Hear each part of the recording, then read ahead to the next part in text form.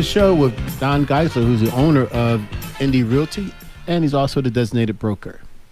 Before the break, we were talking about disclosure and how a seller is required to disclose anything they know about the home, any kind of potential problems that have existed in the home, I should say, not necessarily potential, because we can't guess.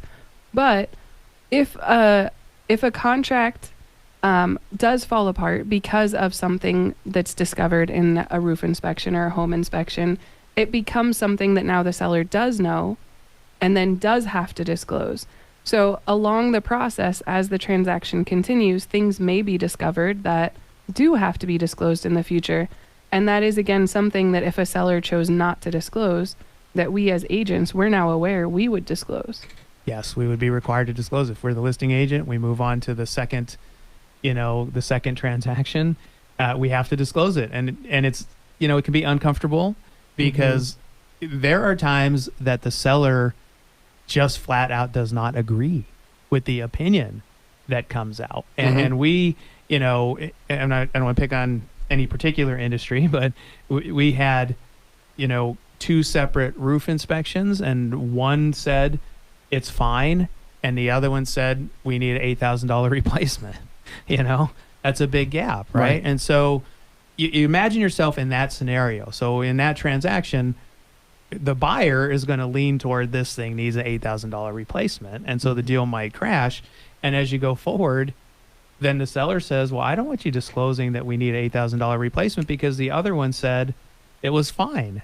So what do you do? It can really be tricky. You go to your broker is what you do, and you say, I have 2 industry professionals here and one opinion, because they're giving an opinion, right? And there are, let's be honest, a lot of trades have commissioned people that are doing the inspections or giving quotes.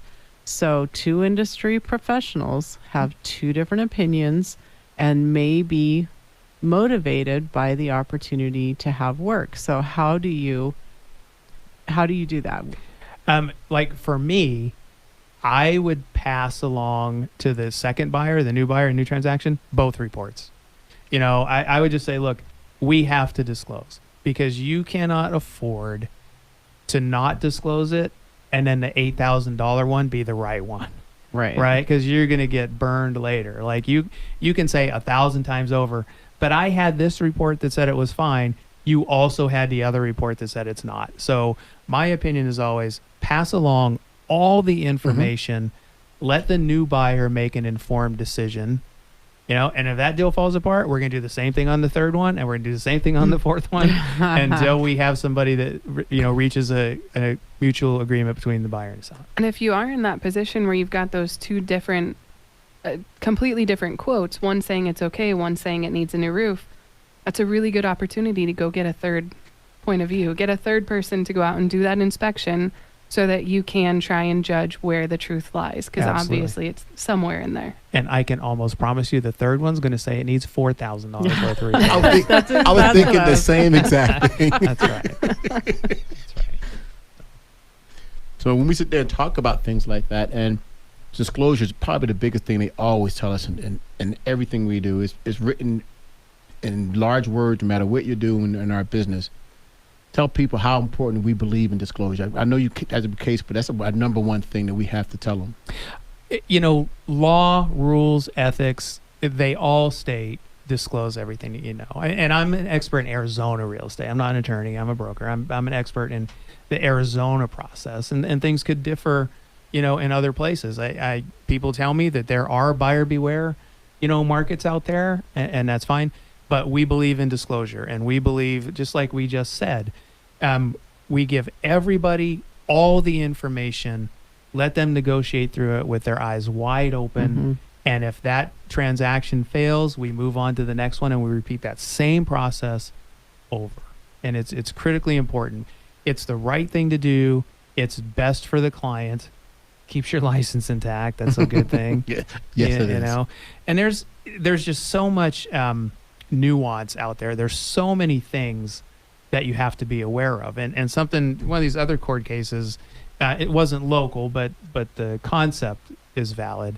that somebody is buying a house with the intention of utilizing it for short-term rentals, so vacation rentals. And there are ordinances in many communities that restrict you being able to utilize that property for short-term rentals.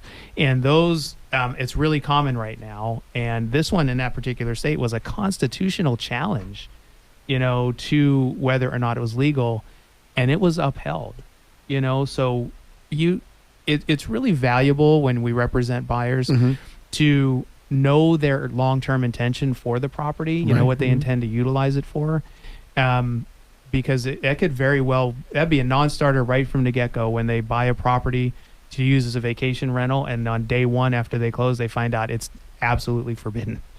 So yeah, or even a long-term rental. There are places where you have to be owner-occupied, and so it is important to have that information.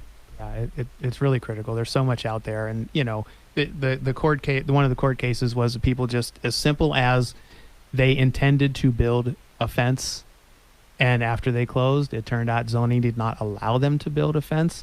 And this case went all the way to, it went through appeals court process in that state, so in the big picture, it's like not about whether you win or lose. It's once you go to court and you experience the expense and the time and the ill will, you've already lost. Yes. Yeah, there are no winners. I was going to hit you with another question, but I figured I'm good. I'm going to wait till the break because it's a really good one. All right. It's talking about the same thing you're just talking about, and I want to know that what you just told me was that, hey, you want to know from your seller, from your buyer, what their intentions are, and they tell me what their intentions are. Now they told me something. Do I have a right to, or do I need to tell the seller what I just know about the house? If they ask me, hey, what is he planning? What is your buyer plan on doing with this property? I would say probably not. I mean, I would think if you were directed by the buyer to keep something like that confidential, you probably could and probably should. Sometimes we have who the buyer, even the identity of the buyer remains confidential. We're not allowed to tell them. It might not be in their best interest, because if we told them they want to use it as a vacation rental, the seller might know right there you're not allowed to, and solve the problems. Right. But I think confidentiality would probably win out in that particular case. I just wanted to bring it up so they can see the difference. Some things we can't disclose, even though it's disclosure. There's some things that are weird. Yeah, I'll probably wake up in the middle of the night and be like, maybe not. We're going to be going to the break. If you're looking to buy or sell your home, or if you have any questions concerning real estate, please contact the Johnson Smith team at Indy Realty at indy-realty.com. 520-850-1725 is Sandra. 520-904-771 is Raymond. And 520-373-6864 is Danielle. One more segment left, guys. Stick around.